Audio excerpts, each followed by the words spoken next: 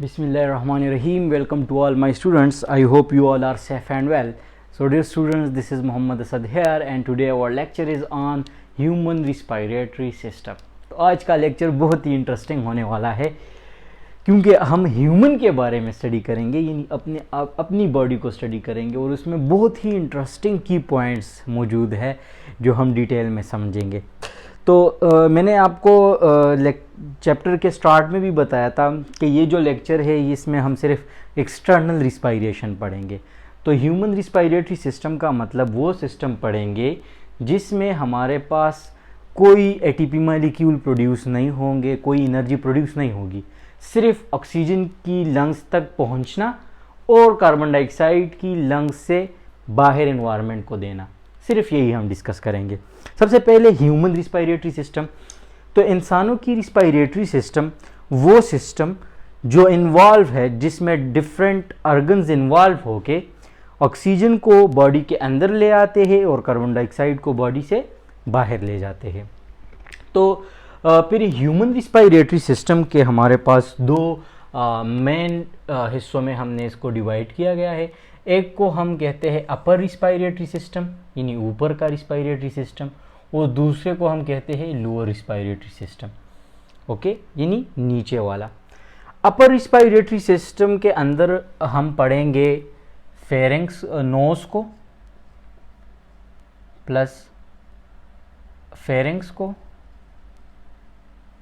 Plus larynx को, और lower respiratory system में हम पढ़ेंगे ट्रेकिया को, ब्रोंकाई को, ब्रोंक्यूल्स को और लंग्स को, ओके। तो आज का हमारा जो लेक्चर है वो है अपर रिस्पायरेटरी सिस्टम के ऊपर, जिसमें हम नोज पढ़ेंगे, फेरिंक्स पढ़ेंगे और साथ ही साथ में लेरिंग्स पढ़ेंगे। अब रिस्पायरेटरी सिस्टम की मेन इंपॉर्टेंस क्या है, क्योंकि अगर आप देख ले कि ह्यूमन को, जितने भी ह्यूमन हैं यानी मैं हूँ, आप हो गए, जितने भी बंदे हैं, उनको एनर्जी रिक्वायर्ड होती है, उसको एनर्जी की ज़रूरत होती है ताकि वो चल सके, कुछ काम कर सके, देख सके, बोल सके। उन सारी चीज़ों के लिए उसके अंदर उसके सेल को, उसके बॉडी को एनर्जी की रिक्वायरमेंट होती है। और अब वो ग्लूकोज मॉलिक्यूल इसके बॉडी के अंदर आ चुके हैं पहले से। कहाँ से आए? Through the digestive system. उसके ब्लड के अंदर यानी सेल के अंदर खुराक मौजूद है, लेकिन उस खुराक को ब्रेक डाउन करने के लिए, उस खुराक से एनर्जी लेने के लिए उसको ऑक्सीजन की ज़रूरत है, और वो ऑक्सीजन हम रिस्पायरेटरी सिस्टम के थ्रू एनवायरनमेंट से लेंगे, सेल के अंदर जाएगी और वहाँ पर वो जो खुराक पड़ा है उसके अंदर उसको ब्रेक डाउन करके उससे एनर्जी रिलीज़ करेगी, जो हम अपने एक्टिविटीज़ के लिए यूज़ करते हैं। तो वो ऑक्सीजन कहाँ से? एनवायरनमेंट में मौजूद है। ये भी यानी अभी मैं सांस ले रहा हूँ, ब्रीथ इन ब्रीथ आउट। तो इस दौरान मैंने एनवायरनमेंट से ऑक्सीजन अंदर किया, लंग्स तक गया through my nose and mouth, then from the lungs these gases are exhale out। यहाँ से फिर वापस मैंने एनवायरनमेंट को गैसेस दे भी दिए। तो हम स्टडी करेंगे वो पैसेज वे, वो रास्ते जिसके थ्रू ऑक्सीजन अंदर जाती है और कार्बन डाइऑक्साइड बाहर होती है बॉडी से। तो सबसे पहले नोज़ को हम पढ़ेंगे। नोज़ अगर आप देख ले तो external part of the body है, ऑफ द रिस्पायरेटरी सिस्टम है। आप देख सकते हैं कि ये मेरा नोज़ है। तो यहाँ पर डायग्राम में, ये जो डायग्राम मैंने दिखाया हुआ है, ये कुछ इस तरह है। ये मैं सामने खड़ा हूँ और मैं इस तरफ देख रहा हूँ, इस तरफ। तो मेरा जो अभी जो सिचुएशन में मैं खड़ा हूँ, तो इसी तरह ये डायग्राम मैंने ड्रा किया हुआ है। तो ये ऊपर एक्सटर्नल पार्ट है नोज़, ओके। अब नोज़ के थ्रू या माउथ के थ्रू हम इनहेल कर सकते हैं, यानी सांस अंदर ले जा सकते हैं। तो नोज़ किस चीज़ से मिलकर बनी होती है? बोन से मिलकर बनी होती है। ये जो ऊपर आपको दिखाई देगा एक्सटर्नल पार्ट है बोन, उसके अंदर कार्टिलेज होता है, ओके, अंदर इसके अंदर कार्टिलेज भी होता है, और फिब्रोफैटी टिश्यूज़ जो कि कनेक्टिव टिश्यूज़ से मिलकर बने होते हैं। कुछ फैट सेल्स है तो उसको हम फिब्रोफैटी टिश्यूज़ बोलते हैं। तो नोज़ की ये कंपोजिशन हो गई। अब सबसे पहले जब हम सांस लेते हैं तो नोज़ ने कुछ काम करना पड़ता है। क्या काम करना पड़ता है? क्योंकि एनवायरनमेंट में तो बहुत सारे डस्ट भी है, बैक्टीरिया भी है, स्मोक भी है, बहुत सारी ऐसी चीज़ें हैं जो अगर अंदर जाके हमारे लंग्स तक पहुंच जाए या रिस्पायरेटरी ट्रैक में आ जाए तो वो हमको कुछ डैमेज करेगी, कोई डिजीज काज करेगी। तो उसके लिए अल्लाह ताला ने नोज़ के अंदर कोई डिफेंस मैकेनिज्म रखा हुआ है। तो नोज़ के डिफरेंट फंक्शंस हैं जो कि हम डिटेल में स्टडी करने वाले हैं। The first one function is act as a defence mechanism. अब डिफेंस मैकेनिज्म क्या है? डिफेंस हमारे पास क्या है? फौज है, एक किस्म के फौज आप कह सकते हैं। वो क्या करते हैं कि अगर कोई भी बाहर से कोई बंदा आता है तो वो उसको किल करते हैं। तो इसी तरह नोज़ के अंदर भी डिफेंस मैकेनिज्म मौजूद है। अगर बाहर से कोई पार्टिकल्स हो, कोई डेंजरस पार्टिकल्स हो, कोई स्मोक हो या कुछ ऐसे बैक्टीरिया हो या माइक्रो ऑर्गेनिजम्स हो जो हमारी सेहत के लिए नुकसानदेह है, तो वो उसको किल कर लेते हैं। तो नोज़ के अंदर पहला काम क्या होगा? डिफेंस के तौर पर काम करेगा। दूसरा क्या है? Filtration of air.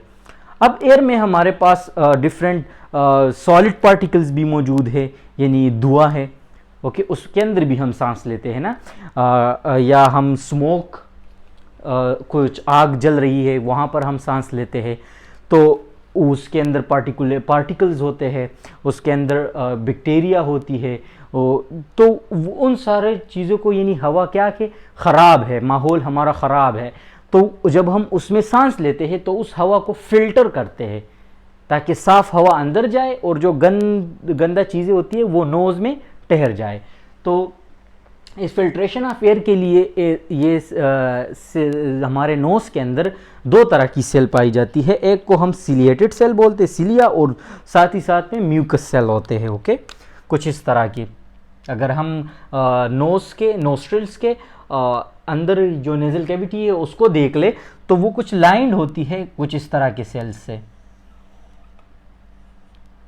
कुछ इस तरह की सेल, ये म्यूकस सेल होते हैं। और ऊपर इसी तरह, ये मैं रेड से कर लेता हूं ताकि आपको समझ आ जाए।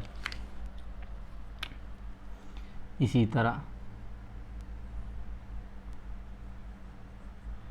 तरह दूसरा भी मैं बना लेता हूं ताकि आपको, अगर ये एक्सटर्नल पार्ट, इंटरनल पार्ट जो है नोज़ की अंदर से हम माइक्रोस्कोप की मदद से देख ले तो हमें कुछ इस तरह दिखाई देगा, ओके।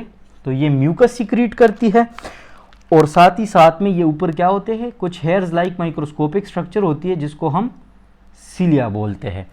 तो जब कुछ पार्टिकल्स आ जाते हैं या कुछ माइक्रो ऑर्गेनिजम्स हो, जो भी हो, जो डस्ट पार्टिकल्स हो, तो जब वो यहाँ आते हैं तो इनसे टकरा के वो यहाँ बैठ जाते हैं, नोज़ में यहाँ पर बैठ जाते हैं। फ़र्ज़ करें ये हमारे पास पार्टिकल्स है, ओके, स्मॉल पार्टिकल्स है जो कि हमें आंख से नज़र नहीं आती।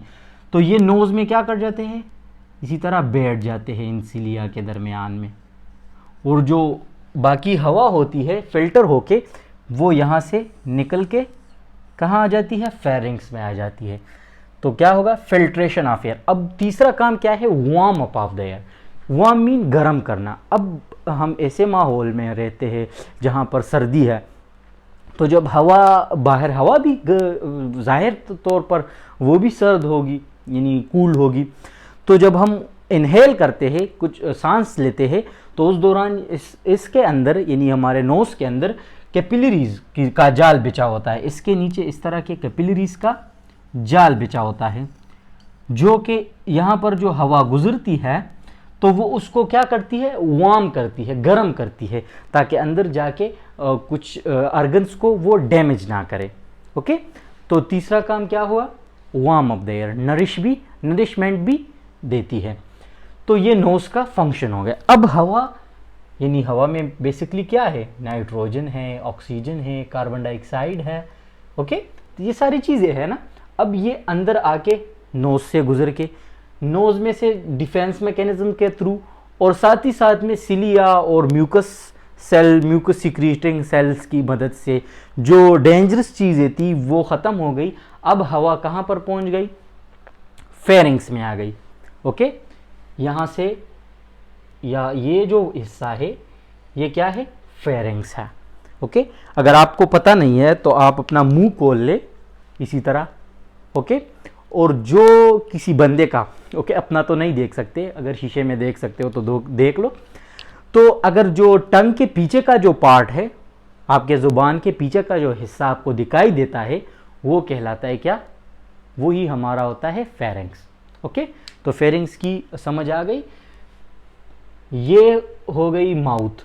अब माउथ से आगे एक पाइप जाता है और एक पाइप वहाँ से आके फेरिंक्स। फेरिंक्स का डुअलिंग फंक्शन है। डुअल फंक्शन क्या है कि अगर किसी चीज़ ने, अगर कुछ खाना हम खाते हैं वो भी फेरिंक्स से गुजरेगा, और अगर हम सांस लेते हैं वो भी फेरिंक्स से गुजरेगा। अब जब सांस लेते हैं तो वो हवा फेरिंक्स से गुजर के लैरिंक्स में जाएगी, ट्रेकिया में जाएगी, फिर लंग्स तक आएगी। और अगर हम खुराक खाते हैं तो वो माउथ से फेरिंक्स में जाके थ्रू एसोफेगस मैदे तक जाएगी। तो फेरिंक्स का क्या फंक्शन है? दो फंक्शन है। एक तो लीड करेगी टुवर्ड्स द ट्रेकिया, और दूसरा क्या करेगी? लीड्स करेगी टुवर्ड्स द एसोफेगस। वो पाइप जो मैदे तक जाती है उसे हम एसोफेगस बोलते हैं। अब यहाँ पर मैं आपको दिखाता चलूँ, यहाँ पर एक टर्म है, कुछ की पॉइंट्स के तौर पर भी आप याद कर सकते हैं। हम स्टूडेंट्स कंफ्यूज होते हैं अगर मैं आपको बोल लूँ कि यार हम नोज़ के थ्रू खाते भी हैं। वो यार ये क्या बोल लिया, नोज़ के थ्रू खाते हैं? नहीं, नोज़ के थ्रू नहीं खाते, लेकिन जब बच्चे होते हैं वो कमज़ोर होते हैं, पैदा होते हैं और वो कमज़ोर होते हैं, तब उनके नोज़ में पाइप लगा लेते हैं। आपने देखे होंगे, पाइप लगा देते। या किसी बंदे की ऑपरेशन हो जाती है तो वो खुराक नहीं खा सकता, तो उसके नोज़ में से पाइप गुजार के उसके मैदे तक चले जाते हैं और उसके थ्रू, ड्रॉप के थ्रू उसको खुराक दी जाती है। वो किसके बदौलत? अल्लाह ताला ने एक बहुत ही अच्छा सा सिस्टम यहाँ पर रखा है, फेरिंक्स। अगर ये फेरिंक्स ना होता तो हम नोज़ के थ्रू खुराक नहीं ले सकते। बाज़ दफ़ा ऑपरेशन कर लेते हैं नोज़ के, तो फिर हम माउथ के थ्रू सांस लेते हैं। ओके, तो किसके बदौलत?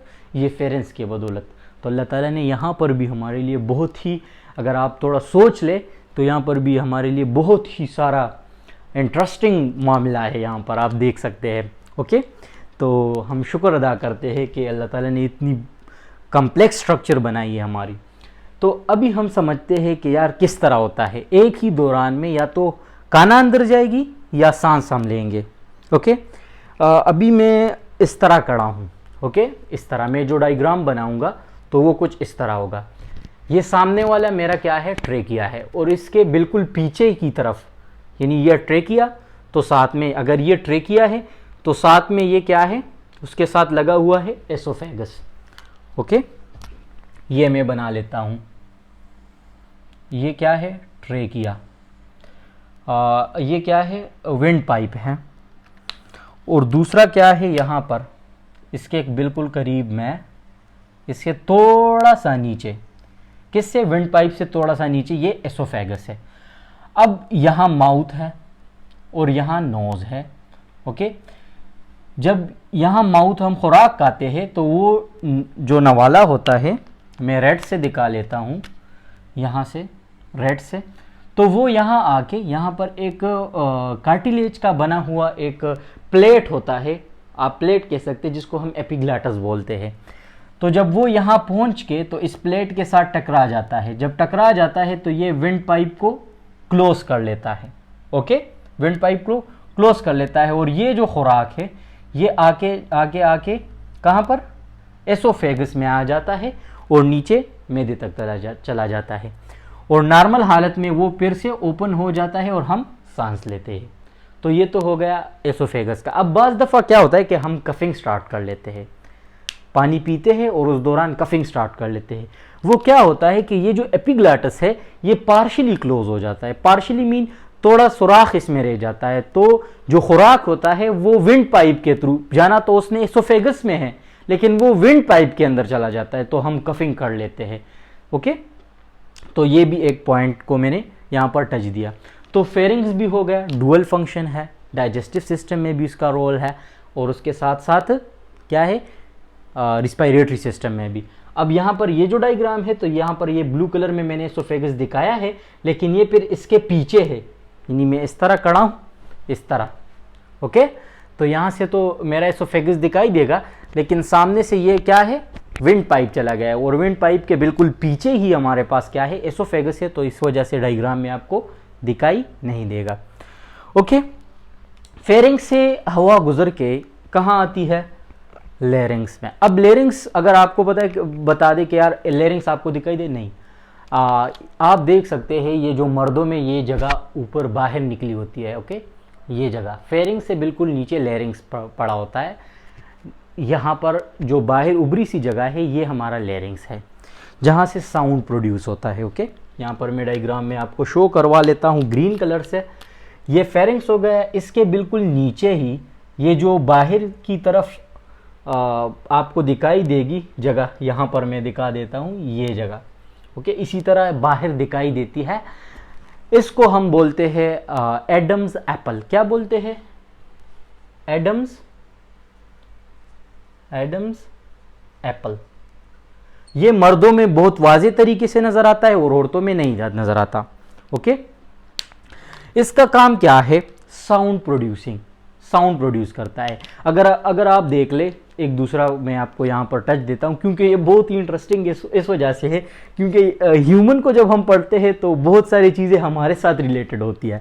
तो अगर आप देख ले, हम ह्यूमन को देख ले, जो मेल है उनको देख ले, उनकी आवाज़ क्या होती है, लाउड होती है। और अगर आप फीमेल को देख ले तो उनकी आवाज़ श्रिली होती है, यानी ज़्यादा लाउड नहीं होती। वो किसकी बदौलत, क्योंकि ये जो लेरिंग्स है ये भी डुअल फंक्शन परफॉर्म करता है। एक तो एयर ट्रांसफर करता है टूवर्ड्स द ट्रेकिया, फेरिंग से जो हवा आती है वो टूवर्ड्स द ट्रेकिया चली जाती है। दूसरा क्या है कि यहाँ से साउंड प्रोड्यूस होती है। तो मर्दों में ये साउंड, ये जो एडम्स एप्पल है ये बड़ा होता है। जब ये बड़ा होता है तो उसकी आवाज़ लोड होती है, तो उसकी पिच कम होती है। और जो औरतें होती है उसमें एडम्स एप्पल हमें दिखाई नहीं देता, यानी छोटा होता है, तो उसकी पिच, साउंड की पिच ज़्यादा होती है। और वो अगर आप देख ले तो वो श्रीली तरह की, यानी तेज़ आवाज़ होती है उनकी। तो यहाँ पर भी हम एक टच दे सकते हैं, ओके। तो ये हो गया लेरिंग्स। तो आज हमने पढ़ा लोअर रिस्पायरेटरी सिस्टम को, ओके।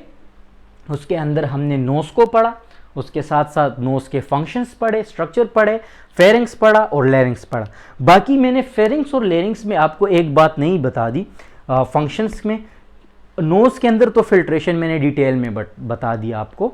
उसके बाद जो फेरिंग्स है या लेरिंग्स है उसके अंदर भी म्यूकस सेल और सिलिएटेड सेल मौजूद है, जो पार्टिकल्स, जो पैथोजेंस, जो माइक्रो ऑर्गेनिज्म नोज से गुजर के, यानी नोज में उसकी फिल्ट्रेशन हो जाती है हवा की, लेकिन उसके बावजूद भी उसमें रह जाए, तब आगे जाके फेरिंग्स में उसकी सफाई हो जाती है या लेरिंग्स में, क्योंकि ये भी लाइंड है विद म्यूकस सेल और सिलिएटेड सेल।